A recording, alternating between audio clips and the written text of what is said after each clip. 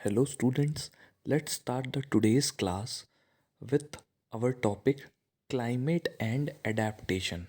So in this lecture we are going to study how climate affects the animals and how animals are adapted to their climate. Okay इसका मतलब यह है कि कैसे climate जो होता है उससे एनिमल्स अपने आप को अडेप्ट कर लेते हैं, उसके अनुकूल बना लेते हैं खुद को।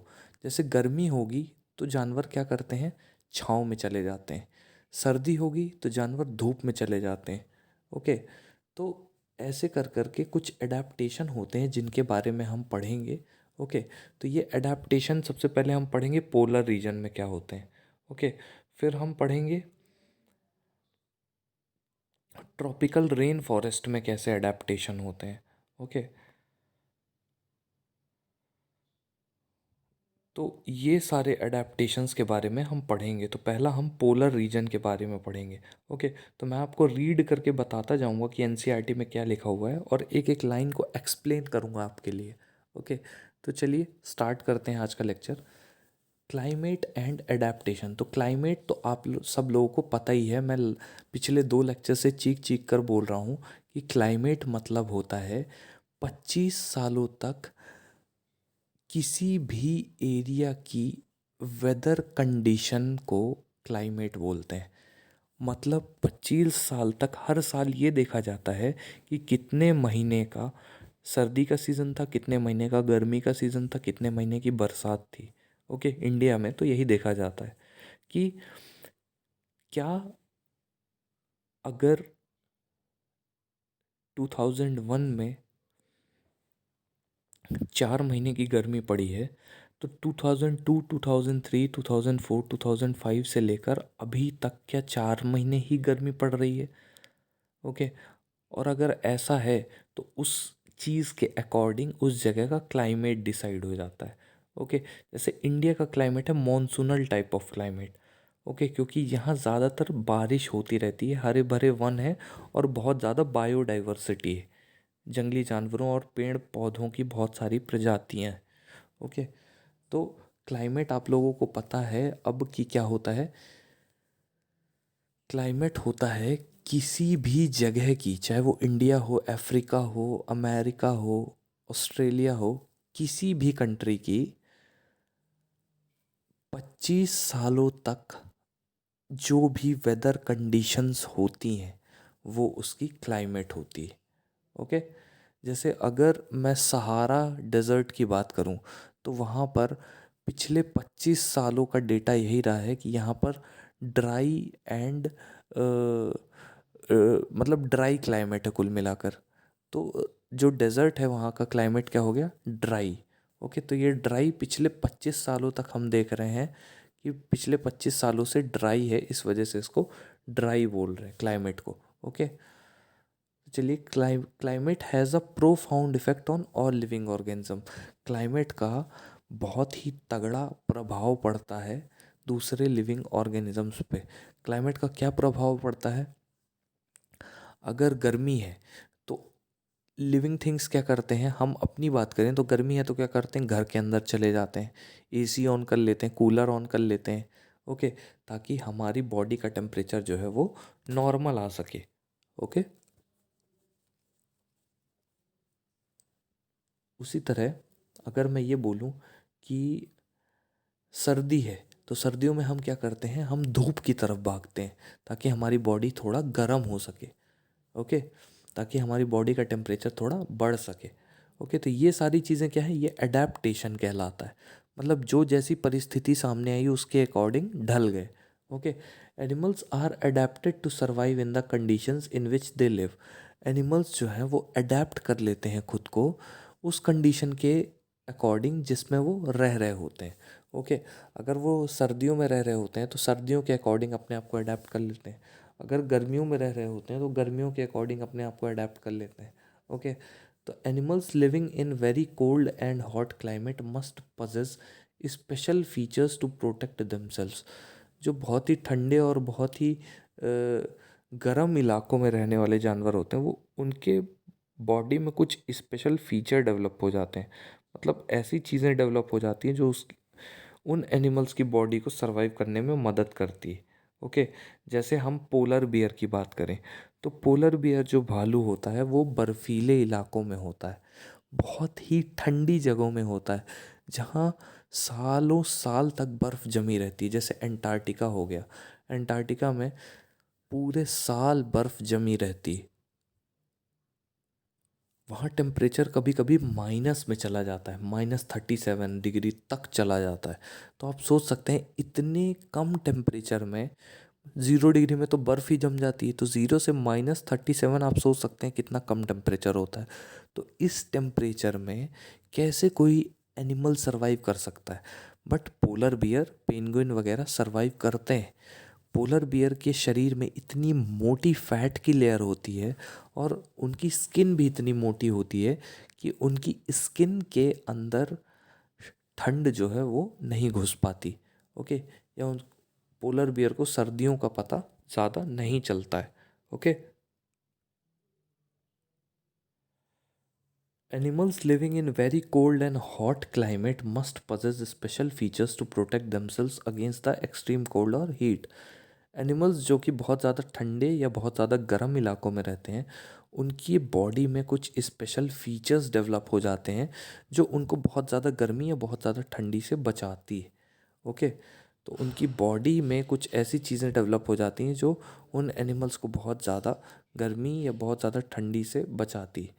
Recall from chapter 9 of your class 6th science book the definition of adaptation. अब एडेप्टेशन की डेफिनीशन को क्लास 6th की बुक से एक बार ढूंढिएगा। वैसे मैं बता दूं आपको, एडेप्टेशन मतलब होता है किसी भी परिस्थिति के हिसाब से खुद को ढाल लेना। ओके, किसी भी परिस्थिति के हिसाब से खुद को ढाल लेना कहलाता है एडेप्टेशन। तो features and habits that helps animal to adapt their surrounding are a result of process of evolution. तो ये जो भी चीज़ें हैं, मतलब एनिमल्स का ऐसा हो जाना कि वो अपने ऊपर बीती हुई हर कंडीशन को झेल सकें, तो ये कहलाता है क्या? ये एक एवोल्यूशन का प्रोसेस है। मतलब साल दर साल ये प्रोसेस होता गया है, तब जाके ये परफेक्शन आया है। Okay, in chapter 9 you will learn about the effects of weather and climate on soil। Chapter 9 में आप वेदर का इफेक्ट यानी मौसम का इफेक्ट के बारे में आप पढ़ोगे। ओके, कि कैसे मौसम जो है वो इफेक्ट करता है क्लाइमेट को। ओके, वेदर कैसे इफेक्ट करता है क्लाइमेट को और सॉइल को भी। Okay, here we will study the effect of climate on animals only. यहाँ पर हम सिर्फ एनिमल्स के ऊपर क्लाइमेट का इफेक्ट देखेंगे। In class 6 you have read about adaptations of animals to certain habitats. Class 10th में हम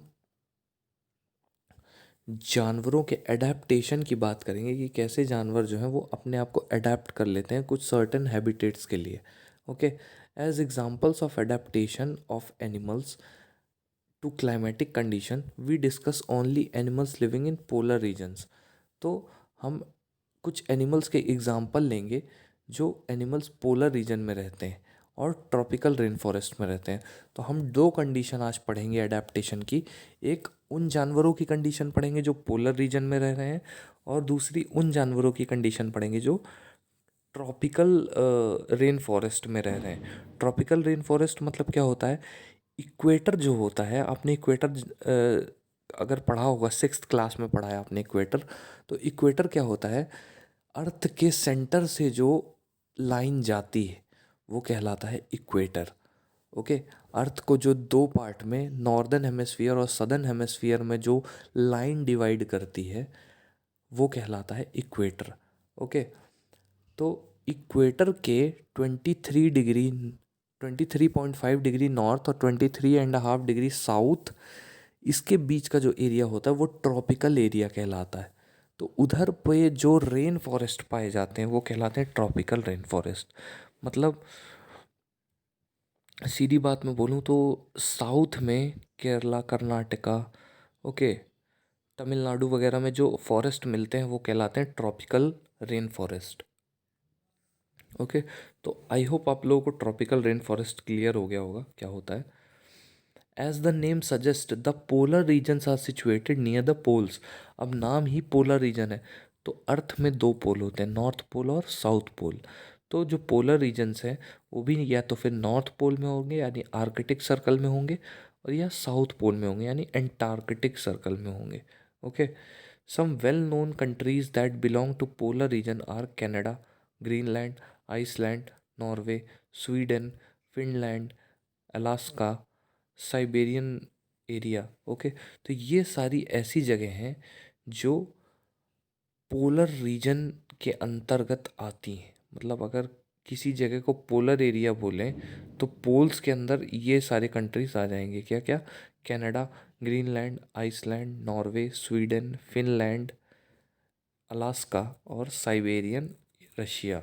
okay, examples of some countries where the tropical rainforest are found are, तो कुछ कंट्रीज के एग्जाम्पल यहाँ पर लिखे हुए हैं। ओके, जहाँ पर ट्रॉपिकल रेन फॉरेस्ट पाया जाता है उन कंट्रीज़ के नाम है India, Malaysia, Indonesia, Brazil, Republic of Congo, Kenya, Uganda and Nigeria. तो ये जो सारी कंट्रीज़ हैं यहाँ पर क्या पाया जाता है? ट्रॉपिकल रेन फॉरेस्ट पाया जाता है। चलिए एक्टिविटी 7.2 में देखते हैं कि क्या लिखा हुआ है। Take an outline map of the world. दुनिया का एक आउटलाइन मैप जो है उसको लीजिए, वर्ल्ड का एक आउटलाइन मैप लीजिए, पोलर रीजन्स को ब्लू कलर से मार्क कर दीजिए, ठीक है, और ट्रॉपिकल रीजन को रेड कलर से मार्क कर दीजिए। ओके, तो पोलर रीजन मैंने आपको बता दिया दो होते हैं, नॉर्थ पोल और साउथ पोल। और ट्रॉपिकल रीजन बीच वाला हिस्सा होता है जहाँ पर सन की सबसे ज़्यादा रोशनी पड़ती है। ओके, तो चलिए पोलर रीजन की बात करते हैं। The polar region present an extreme climate. Polar region का जो क्लाइमेट होता है वो बहुत ज़्यादा एक्सट्रीम होता है। एक्सट्रीम मतलब हद हो जाती है वहाँ पर किसकी? ठंडी की। मतलब इतनी ठंड पड़ती है कि आप इमेजिन भी नहीं कर सकते। ओके, वहाँ सर्दियों में टेम्परेचर जो है -37 डिग्री तक जा सकता है। ओके, आप सोच सकते हैं -37 डिग्री इतना कम टेम्परेचर होता है कि कोई सरवाइव ही नहीं कर सकता इतने कम टेम्परेचर में। ओके, तो पोलर रीजन्स में क्या होता है, 6 महीने सूरज निकलता है और 6 महीने रात रहती है। ओके, उसका रीज़न मैं आपको सामने सामने जब हमारी मुलाकात होगी तो मैं बताऊंगा आपको कि ऐसा क्यों होता है कि 6 महीने पोल्स में दिन होता है और 6 महीने की रात होती है। ओके, तो for 6 months the sun does not set. Okay, 6 महीने के लिए पोलर रीजन में सूरज नहीं डूबता है। Okay, while for other 6 month the sun does not rise. और दूसरे जो 6 महीने रहते हैं उसमें सूरज उगता ही नहीं है। ओके, तो मतलब 6 महीने उजाला या दिन और 6 महीने अंधेरा। In winters the temperature can be as low as -37 degree Celsius. सर्दियों में टेम्परेचर इतना कम हो जाता है कि वो -37 डिग्री सेल्सियस तक पहुंच जाता है।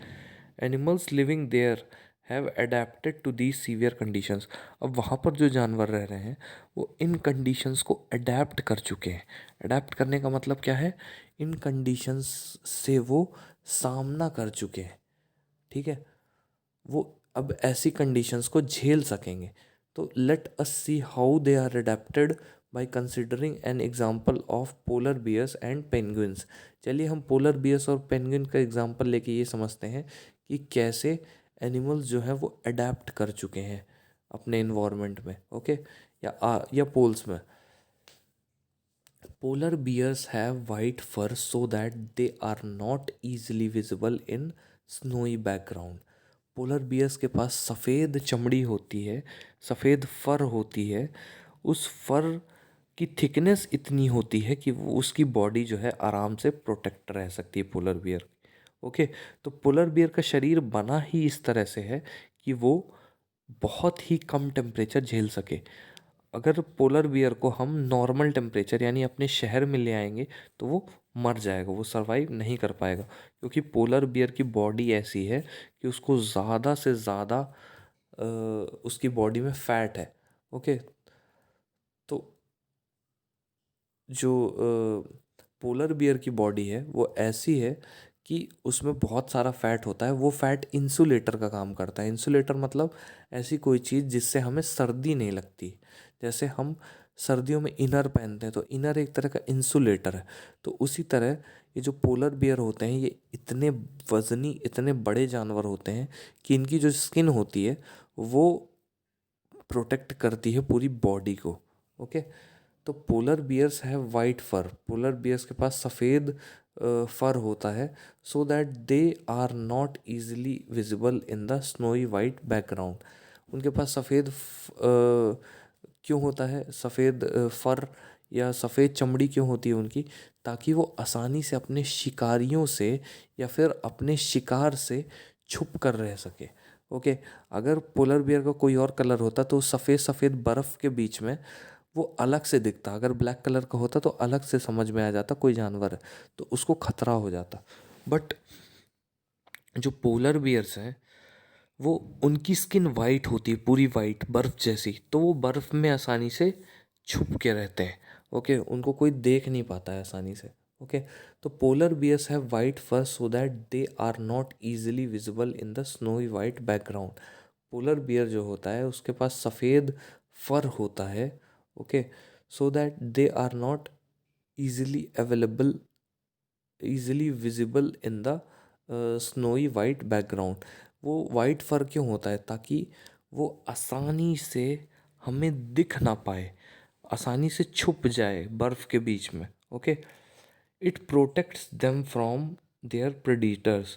जो पोलर बियर को ख़त्म करने वाले चीज़ें हैं, जैसे इंसान हो गया, और भी बहुत सारे ऐसे जानवर होते हैं जो पोलर बियर का भी शिकार कर लेते हैं। तो पोलर बियर से बचा कर रखने के लिए, और ये जो वाइट कलर है इससे ये जिन शिकारियों को खाना चाहते हैं उनसे भी छुप कर रहते हैं। मतलब आप सोचिए, अगर पोलर बियर को हिरन का शिकार करना है तो वो छुप कर ही उसको शिकार करना पड़ेगा। ओके, तो it also helps them in catching their play पे प्रे। ओके, तो जो प्रेडिटर्स होते हैं, जो पोलर बियर्स होते हैं, वो जो उस उनकी स्किन वाइट कलर की होती है, उससे क्या होता है कि उनको अपने शिकार को पकड़ने में आसानी होती है। शिकार जब तक समझ पाएगा कि ये जो वाइट चीज़ है ये कोई इंसान है, तब तक पोलर बियर ने अपना काम कर लिया होगा। Okay, they also have a layer of fat under the skin. In fact, they are so well insulated that they have to move slowly and rest often to avoid getting overheated. मतलब इतनी ज़्यादा इनकी body insulated होती है। Insulated का मतलब होता है कि जहाँ ऐसी कोई चीज़ जिससे हीट बाहर ना जा सके, तो ये अपनी बॉडी को इस तरह से बना लेते हैं कि इनके शरीर से जो गर्मी है वो निकल ही नहीं सकती, क्योंकि इनकी जो स्किन है वो इतनी ज़्यादा मोटी हो जाती है कि अगर वो थोड़ा सा भी दौड़ लेंगे तो उनकी तबीयत जो है वो गड़बड़ हो सकती है। ओके, ओवर हीट हो जाएगा उनका ब्रेन, उनकी बॉडी। ओके, तो उनको थोड़ा देर रेस्ट करना ही पड़ेगा। अब physical activities on warm days necessitate cooling. जो नॉर्मल गर्मी के दिन होते हैं तो उसमें जो फिज़िकल एक्टिविटीज़ होती हैं तो वो कूलिंग को क्या करती हैं, ज़रूरी बना देती हैं। ओके, मतलब गर्मियों में हमें किसी न किसी फॉर्म में कूलिंग तो चाहिए ही चाहिए। मतलब चाहे वो फ़ैन के फॉर्म में हो, चाहे वो कूलर के फॉर्म में हो, चाहे वो एसी के फॉर्म में हो, हमको कूलिंग चाहिए ही चाहिए गर्मियों में। It is a good swimmer. Penguin जो होता है, जो पोलर बियर होता है, जो पेंगुइन होता है, ये सब बहुत अच्छे तैराक होते हैं, बहुत ही आसानी से तैर सकते हैं। ठीक है, खासकर जो पोलर बियर होता है वो बहुत अच्छा तैराक होता है। उसका शरीर भले ही इतना बड़ा और वज़नी होता है, लेकिन वो बहुत ही अच्छे से तैराकी कर सकता है। Okay, it is a good swimmer. Polar bear is a good swimmer. Its paws are wide and large. उसके जो हाथ और पैर होते हैं वो बहुत चौड़े और बहुत बड़े होते हैं पोलर बियर के, which helps it not only to swim well but also walk with ease in the snow. अब ये जो क्या बोलते हैं, बड़े बड़े हाथ पैर हैं, उससे क्या होता है कि वो आसानी से तैर सकते हैं। ठीक है, आसानी से चल सकते हैं और स्नो में आसानी से चल सकते हैं basically. Okay, while swimming under water it can close it's nostrils and can remain under water for long durations. पानी के नीचे पोलर बियर बहुत ज़्यादा समय तक अपनी सांस को रोक कर रख सकता है। ओके, अपनी सांस को पोलर बियर जो है बहुत ज़्यादा समय तक रोक कर रख सकता है। ओके, जैसे ही वो पानी के नीचे जाता है तो उसके नॉस्ट्रल्स यानी नाक के छेद जो है वो अपने आप बंद हो जाते हैं और वो पानी के नीचे रहने वाली मछलियों को सील वगैरह है इन सब का शिकार करता रहता है। Okay, polar bear it has a strong sense of smell. उसकी नाक, पोलर बियर की नाक जो है बहुत तेज होती है। ओके, पोलर बियर की नाक बहुत तेज होती है। तो we can understand the adaptation of polar bears with the help of flow chart.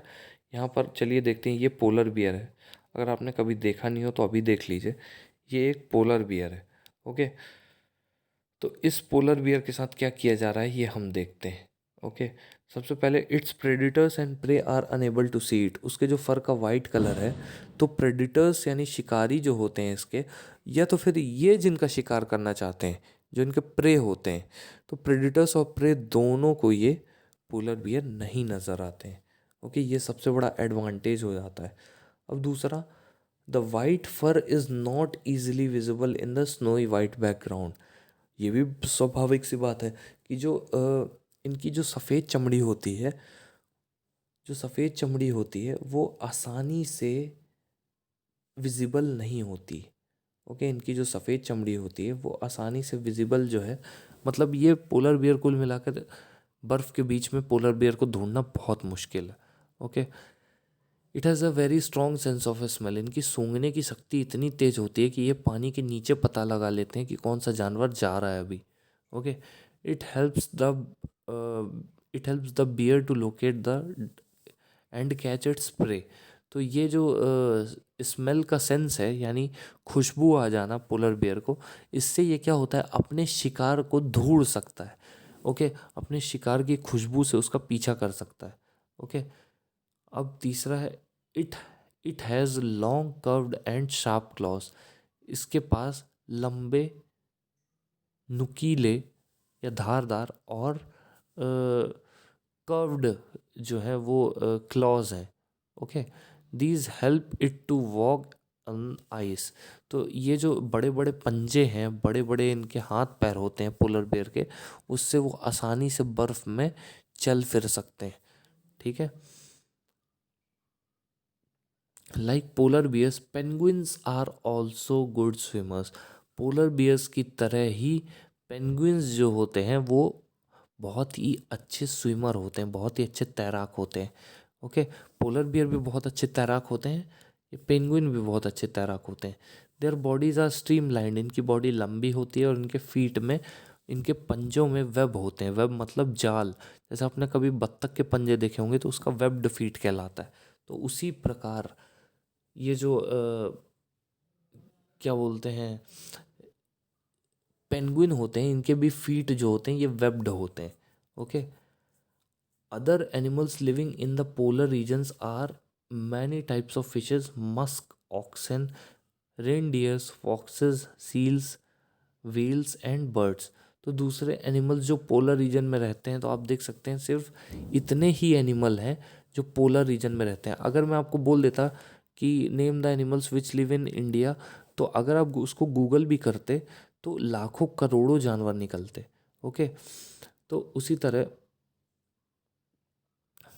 Other animals living in the polar regions are many types of fishes, musk, oxygen, reindeers, foxes, seals, whales and birds. It is to be noted that while fish can remain under cold water, ये सोचा जा सकता है कि कैसे मछली जो है वो ज़िंदा रह लेती है ठंडे पानी में भी। ओके, तो ये एक सोचने वाली बात है। तो उसका रीज़न ये है कि मछली अपना मेटाबॉलिज्म बहुत ज़्यादा स्लो कर लेती है ताकि वो सर्दियों में भी बहुत ही ठंडे पानी में भी सर्वाइव कर सके। ओके, तो birds must remain warm to survive. They migrate to warmer regions when winter sets in. जैसे ही सर्दी आती है या ठंडी का मौसम आता है तो कुछ बर्ड्स ऐसे होते हैं जो गर्मी के इलाकों में चले जाते हैं, क्योंकि सर्दी के सीज़न में जो पोल्स होते हैं वो और ज़्यादा ठंडे हो जाते हैं। तो उस ठंड से मरने से बचने के लिए बर्ड्स माइग्रेट करते हैं। 1500 किलोमीटर की डिस्टेंस वो तय करते हैं और ऐसी जगह पर आते हैं जहाँ पर वो उनको कोई डिस्टरबेंस नहीं होगा और वो आसानी से खा पी सकते हैं। ओके, तो they come back after the winter is over. You know probably that India is one of the destinations of many of these birds. India में बहुत सारे ऐसे डेस्टिनेशन होते हैं, जैसे राजस्थान है, राजस्थान में भरतपुर करके एक सेंचुरी है। तो उस सेंचुरी में बर्ड्स आते हैं, माइग्रेटरी बर्ड्स, जैसे साइबेरियन क्रेन वगैरह आता है। ओके, तो ये साइबेरियन क्रेन वगैरह जो होते हैं बर्ड्स, ये 1500 किलोमीटर दूर, एक बर्ड होता है आर्कटिक टर्न, वो 12,000 किलोमीटर की डिस्टेंस ट्रेवल करके पोल से आता है कहाँ, इक्वेटर तक। तो आप सोच सकते हैं कितनी बड़ी बड़ी डिस्टेंस ये बर्ड्स ट्रेवल कर लेते हैं। ओके, तो हालांकि इसके बहुत सारे साइंटिस्ट ने बहुत सारे रीज़न भी दिए हैं कि बर्ड्स कैसे इतनी लंबी लंबी दूरियां तय कर लेते हैं और उनको पता कैसे चलता है बिना डायरेक्शन भटके कि इसी डायरेक्शन में हमको बढ़ते जाना है। तो कुछ साइंटिस्ट ने ये बोला कि सूरज के उगने और अस्त होने से ये बता देते हैं। ओके, फिर कुछ साइंटिस्ट ने ये बोला कि कुछ मैग्नेटिक फील्ड का ऐसा इफ़ेक्ट आता है अर्थ के कि इनको पता चल जाता है कि इनको इसी डायरेक्शन में जाना है। कुछ साइंटिस्ट ने ये बोला कि शायद सन की डायरेक्शन से ये पता लगाते हो कि इनको किस डायरेक्शन में जाना है। ओके, सो गाइस, इस चैप्टर में हमने अभी तक जो पढ़ा उसका मैं आपको एक बार ओवरव्यू दे देता हूँ। सबसे पहले हमने पढ़ा क्लाइमेट और एडेप्टेशन, मतलब जो क्लाइमेट होती है, तो उस क्लाइमेट में अगर कोई चेंज आता है तो कैसे हम ह्यूमन बीइंग उस चेंज को अडेप्ट करते हैं। ओके, तो क्लाइमेट का मतलब आपको पता है, अडेप्टेशन मतलब हो गया क्या, किसी भी चीज़ को अपनाना या फिर उसके उस परिस्थिति के अनुकूल खुद को ढाल लेना। ओके, तो ये था क्लाइमेट एंड वेजिटेशन में। हमने सबसे पहले रीजन चुने थे पोलर रीजन। पोलर रीजन में आपको पता है कि टेम्परेचर कितना कम होता है, तो वहाँ बहुत ही कम जानवर रहते हैं, बहुत ही कम जानवर सरवाइव कर पाते हैं। ओके, तो ये पोलर रीजन में जो भी आपने बताया ये काफ़ी हद तक सही था। ओके, फिर हमने पढ़ा कि कैसे एक मोटी सी फैट की लेयर जो है वो एक इंसुलेटर का काम करती है। ओके, मतलब उस लेयर से किसी को भी जिस जानवर के अंदर उसकी लेयर होगी, ब्लबर की लेयर होगी, उसको ठंड नहीं लगेगी जल्दी। ओके, तो ये पाई जाती है पेंगुइन्स के अंदर और पोलर बियर्स के अंदर। खासकर ऐसी फैट की लेयर पाई जाती है जिससे पोलर बियर्स और पेंगुइन्स को ठंडी लगती ही नहीं है। ओके, सो गाइज़, आज के लेक्चर को मैं यहीं पर समाप्त करता हूँ और आप यहाँ तक जहाँ तक मैंने पढ़ा दिया वहाँ तक चैप्टर को 2 से 3 बार रीड करिएगा। Okay, so guys, that's all for now. Thank you so much.